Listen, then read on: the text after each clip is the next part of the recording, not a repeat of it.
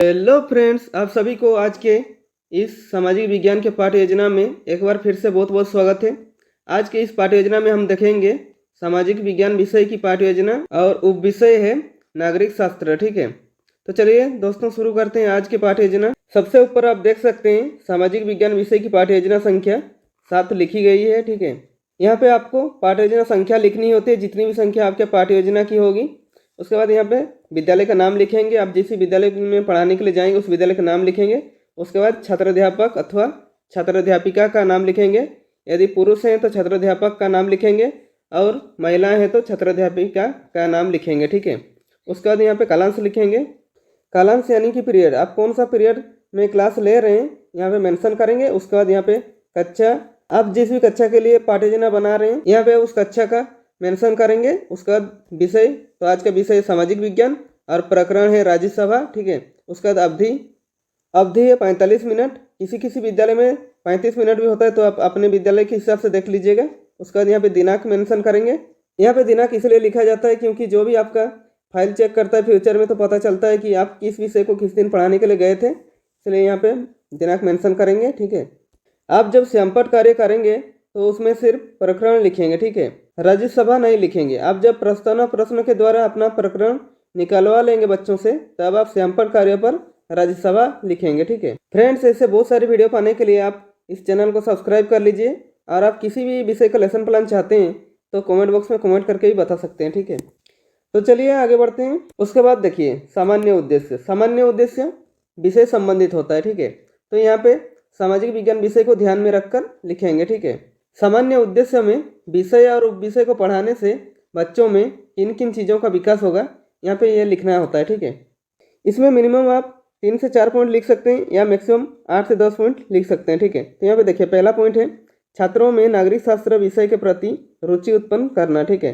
दूसरा पॉइंट है छात्रों को नागरिक शास्त्र का ज्ञान कराना। ठीक है, उसका तीसरा पॉइंट है छात्रों की मानसिक, तार्किक, काल्पनिक शक्तियाँ का विकास करना। ठीक है, उसके बाद आता है विशिष्ट उद्देश्य। ठीक है, विशिष्ट उद्देश्य में कुछ ऐसे उद्देश्य जो कि टॉपिक से रिलेटेड उद्देश्य होता है, यानी कि जो मैं टॉपिक पढ़ा रहा हूँ बच्चों को, उनको सीखने के बाद क्या क्या बिहेवियर चेंज आएंगे बच्चों में और किन किन चीज़ों का डेवलप होगा, वो हमारे विशिष्ट उद्देश्य के अंदर इंक्लूड होते हैं। ठीक है, इसमें मिनिमम आप 3 पॉइंट लिख सकते हैं या मैक्सिमम 4 से 5 पॉइंट लिख सकते हैं। ठीक है, तो यहाँ पे देखिए पहला पॉइंट है सभी छात्र राज्यसभा के बारे में जान सकेंगे। दूसरा पॉइंट है छात्रों को राज्यसभा के कार्यों का ज्ञान करा सकेंगे। ठीक है, उसका देखिए तीसरा पॉइंट है छात्र राज्यसभा के सभापति के विषय में ज्ञान प्राप्त कर सकेंगे। ठीक है, और चौथा पॉइंट है छात्र राज्यसभा की विशेष शक्तियों के बारे में जान सकेंगे। ठीक है, उसके बाद आता है शिक्षण विधि। ठीक है, शिक्षण विधि, शिक्षक कौन सा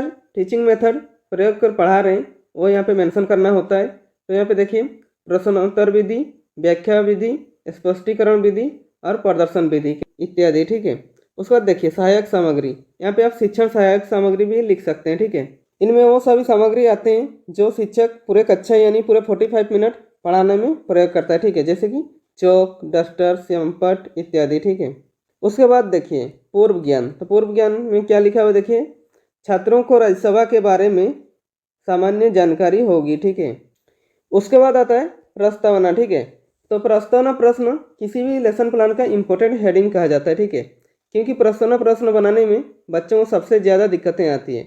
इसमें आपको कुछ बातों का ध्यान रखना होगा, जिसको अगर आप ध्यान रखते हैं तो आपका प्रस्तावना प्रश्न जो है आसानी से बन जाएगा। ठीक है, और उसमें कोई गलतियाँ भी नहीं होगी। तो पहले देखते हैं इसका फॉर्मेट कैसे होता है। तो इसका फॉर्मेट जो है 3 कॉलमों से बनता है। ठीक है, तो क्या क्या देखिए, पहला कॉलम में क्रम संख्या, दूसरा कॉलम में छात्राध्यापक क्रियाकलाप अथवा छात्राध्यापिका क्रियाकलाप। ठीक है, और तीसरा कॉलम में लिखेंगे छात्र छात्रा क्रियाकलाप। ठीक है, इसमें मिनिमम आप 3 प्रश्न पूछकर प्रकरण निकाल सकते हैं या मैक्सिमम 5 से 6 प्रश्न पूछकर प्रकरण निकाल सकते हैं। ठीक है, इसमें जो प्रश्न है वो एक दूसरे से संबंधित होंगे, जैसे छात्राध्यापक क्रियाकलाप और छात्र छात्रा क्रियाकलाप, प्रश्न और उत्तर दोनों एक दूसरे से संबंधित रहेंगे। ठीक है, इसमें जो है क्रिस क्रॉस मेथड चलता है। ठीक है, जैसे कि यहाँ पे जो प्रश्न होंगे उसका जो आंसर होगा उसी आंसर से और एक प्रश्न बनेगा। ठीक है, तो पहला प्रश्न छात्राध्यापक पूछते हैं हम किस देश के नागरिक हैं, तो छात्र छात्रा क्या उत्तर देंगे भारत। ठीक है, यहाँ पे जो भारत आया इसी से और एक प्रश्न छात्राध्यापक पूछेंगे, ठीक है, उसी से ही रिलेटेड। तो यहाँ पे देखिए दूसरा प्रश्न है, भारत की राजधानी कहाँ है? तो छात्र छात्रा क्या उत्तर देंगे? नई दिल्ली, ठीक है। उसके बाद छात्राध्यापक प्रश्न करते हैं, नई दिल्ली में भारत का सर्वोच्च सदन कौन सा है? तो छात्र छात्र क्या उत्तर देंगे? संसद, ठीक है। उसके बाद छात्राध्यापक चौथा प्रश्न पूछते हैं, संसद में कौन कौन से सदन होते हैं? तो छात्र छात्र क्या उत्तर देंगे? लोकसभा एवं राज्यसभा, ठीक है। उसके बाद पांचवा प्रश्न छात्राध्यापक पूछते हैं, राज्यसभा के बारे में आप क्या जानते हैं? तो छात्र कोई उत्तर दे नहीं पाएंगे। इसका उत्तर छात्र नहीं दे पाएंगे तो अच्छा शिक्षक यानी आपका कर्तव्य है कि आप उस चीज़ को अच्छे से समझाएं बच्चों को। इसके बाद तुरंत आप पाठ की घोषणा करेंगे और कहेंगे, तो यहाँ पे देखिए पाठ की घोषणा, बच्चों आज हम राज्यसभा के बारे में अध्ययन करेंगे, ठीक है। उसके बाद आता है प्रस्तुतिकरण, ठीक है। प्रस्तुतिकरण इसका फॉर्मेट कैसा होता है देख लेते हैं। इसका फॉर्मेट जो है 4 कॉलमों से बनता है। तो पहला कॉलम में देखिए शिक्षण बिंदु लिखेंगे, उसका दूसरा कॉलम में छात्राध्यापक क्रियाकलाप अथवा छात्राध्यापिका क्रियाकलाप लिखेंगे, और तीसरा कॉलम में छात्र छात्रा क्रियाकलाप लिखेंगे, और चौथा कॉलम में श्यामपट कार्य लिखेंगे, ठीक है।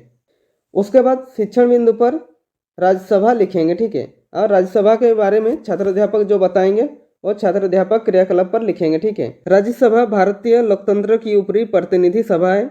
राज्यसभा में 245 सदस्य होते हैं, जिसमें 12 सदस्य भारत के राष्ट्रपति द्वारा मनोनीत होते हैं। वर्तमान में राज्यसभा सदस्यों की संख्या 245 है। राज्य के लिए प्रत्येक राज्य की प्रतिनिधियां सदस्य करती है राज्यसभा सदस्य है, तथा राज्यसभा का सदस्य का कार्यकाल 6 वर्ष का होता है, तथा राज्यसभा का सदस्य बनने के लिए न्यूनतम आयु 30 वर्ष होनी चाहिए। राज्यसभा सदन को कभी भंग नहीं किया जा सकता। राज्यसभा के सदस्यों को शामिल करने का अधिकार राष्ट्रपति को है। राज्यसभा के प्रथम महिला सचिव BS रामादेवी थी। राज्यसभा की प्रथम बैठक 13 मई 1952 ईस्वी में हुई। किसी भी संघीय संवैधानिक बाध्यता के चलते राज्य हितों की संघीय स्तर पर रक्षा करने वाला बनाया जाता है, ठीक है। उसके बाद देखिए छात्र छात्रा क्रियाकलाप पर क्या लिखेंगे? छात्र ध्यानपूर्वक सुनेंगे, समझेंगे तथा श्यामपट से देखकर अपनी उत्तर पुस्तिका में लिखेंगे, ठीक है। उसके बाद श्यामपट कार्य पर जो पढ़ा रहे हैं वो शॉर्ट में लिख दीजिएगा, ताकि जो बच्चे ध्यान से सुन नहीं रहे हैं उन्हें भी अच्छे से समझ में आ जाए, ठीक है। तो यहाँ पे देखिए राज्यसभा हेडिंग दिया हुआ है।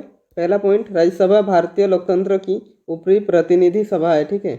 उसके बाद दूसरा पॉइंट है राज्यसभा सदस्यों की संख्या 245 है, ठीक है। और तीसरा पॉइंट है राज्यसभा के सदस्य का कार्यकाल 6 वर्ष का होता है, ठीक है। उसके बाद आता है बोधात्मक प्रश्न। बच्चों को समझ में आ रहा है कि नहीं ये जानने के लिए छात्राध्यापक बीच बीच में 1 या 2 प्रश्न पूछते हैं। तो देखिए छात्राध्यापक पहला प्रश्न पूछते हैं, राज्यसभा का कार्यकाल कितने समय का होता है? तो छात्र छात्रा क्या उत्तर देते हैं? उत्तर देते हैं 6 वर्ष का, ठीक है। उसके बाद दूसरा प्रश्न है, छात्राध्यापक पूछते हैं वर्तमान में राज्यसभा सदस्यों की संख्या कितनी है? तो छात्र छात्र क्या उत्तर देंगे? उत्तर देंगे 245 सदस्य, ठीक है। उसके बाद शिक्षण बिंदु पर राज्यसभा की विशेष शक्तियाँ लिखेंगे, ठीक है। और छात्राध्यापक इसके बारे में जो बताएंगे वो छात्राध्यापक क्रियाकलाप पर लिखेंगे, ठीक है। तो यहाँ पे देखिए क्या बताते हैं, एक परिसंघीय सदन होने के नाते राज्यसभा को संविधान के अधीन कुछ विशेष शक्तियाँ प्राप्त है। राज्यसभा के पास 3 विशेष शक्तियाँ होती है। अनुच्छेद 243 के अंतर्गत राज्य सूची के विषय पर वर्ष के बिल बनाने का हक है। अनुच्छेद 312 के अंतर्गत नवीन अखिल भारतीय सेवा का गठन 213 बहुमत से बना है। अनुच्छेद 67 ओ उपराष्ट्रपति को हटाने वाला प्रस्तावना राज्यसभा में ही लाया जा सकेगा। विधान से संबंधित सभी विषय छात्रों को 3 सूचियों में विभाजित किया गया।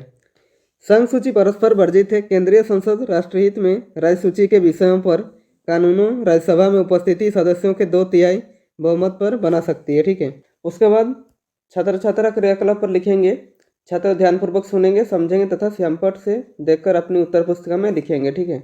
उसके बाद श्यामपट कार्य पर जो पढ़ा रहे हैं वो शॉर्ट में लिख दीजिएगा, ताकि जो बच्चे ध्यान से सुन नहीं रहे हैं उन्हें भी अच्छे से समझ में आ जाए। तो यहाँ पे देखिए लिखा हुआ है राज्यसभा की विशेष शक्तियाँ। तो पहला पॉइंट है, एक परिसंघीय सदन के नाते राज्यसभा को संविधान के अधीन कुछ विशेष शक्तियाँ प्राप्त है, ठीक है। उसके बाद दूसरा पॉइंट है, अनुच्छेद 67 और उपराष्ट्रपति को हटाने वाला प्रस्तावना राज्यसभा में ही लाया जा सकेगा, ठीक है। उसके बाद देखिए 3 सूचियाँ क्या क्या, पहला है संघ सूची, दूसरा है राज्य सूची और तीसरा है समवर्ती सूची, ठीक है। आप वीडियो को पॉज करके अच्छे से लिख लीजिएगा, ठीक है। उसके बाद देखिए बोधात्मक प्रश्न। बोधात्मक प्रश्न बच्चों को समझ में आ रहा है कि नहीं ये जानने के लिए छात्र अध्यापक बीच बीच में एक या दो प्रश्न पूछते हैं। ठीक है, तो यहाँ पे देखिए पहला प्रश्न छात्र अध्यापक पूछते हैं, राज्यसभा कैसा सदन है? तो छात्र छात्र क्या उत्तर देते हैं? देखिए छात्र छात्र उत्तर देते हैं परिसंघीय सदन। ठीक है, उसके बाद दूसरा प्रश्न पूछते हैं, राज्यसभा की कितनी सूचियाँ हैं? तो छात्र छात्र क्या उत्तर देंगे?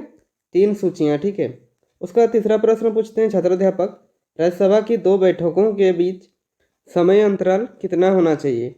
तो छात्र छात्र क्या उत्तर देते हैं? देखिए तो छात्र छात्र उत्तर देते हैं अधिकतम 6 माह। ठीक है, उसके बाद आता है पुनरावृत्ति। ठीक है, इसमें छात्र अध्यापक जो पढ़ाए उसी को फिर से रिक्रिएशन किया जाता है। ठीक है, तो यहाँ पे देखिए पहला है राज्यसभा भारतीय लोकतंत्र की ऊपरी प्रतिनिधि सभा है। ठीक है, उसका दूसरा है राज्यसभा में 245 सदस्य होते हैं तथा वर्तमान में राज्यसभा सदस्यों की संख्या 245 है। ठीक है, उसका तीसरा है राज्यसभा का सदस्य बनने के लिए न्यूनतम आयु 30 वर्ष होनी चाहिए। ठीक है, उसका चौथा है देखिए राज्यसभा को कभी भंग नहीं किया जा सकता है। ठीक है, उसके बाद आता है मूल्यांकन। ठीक है, छात्र अध्यापक जो पढ़ाए बच्चों को कितना समझ में आया ये जानने के लिए छात्र अध्यापक 1 या 2 प्रश्न पूछते हैं। ठीक है, तो यहाँ पे देखिए पहला प्रश्न है राज्यसभा का सदस्य बनने के लिए न्यूनतम आयु कितनी होनी चाहिए? दूसरा प्रश्न है राज्यसभा के सदस्यों की संख्या कितनी है? उसके बाद आता है गृह कार्य। ठीक है, गृह कार्य पे ऐसे प्रश्न बनाइए कि बच्चों को घर पे जाकर वो चैप्टर रिवाइज करने का मौका मिले और आप उनको चेक भी कर सके। ठीक है, तो यहाँ पे भी 1 या 2 प्रश्न पूछे जाते हैं। तो यहाँ पे देखिए प्रश्न है राज्यसभा की शक्तियों का वर्णन करें। ठीक है, तो फ्रेंड्स इसी के साथ हमारा आज का लेसन प्लान कंप्लीट होता है। यदि वीडियो पसंद आए तो लाइक कर दीजिएगा और यदि चैनल में नए हैं तो चैनल को सब्सक्राइब कर दीजिए और बेल आइकन को दबा दीजिए ताकि मेरे सारे वीडियो आप तक पहुंचती रहेगी। और हो सके कैसी लगी वीडियो कमेंट बॉक्स में कमेंट करके भी बता सकते हैं।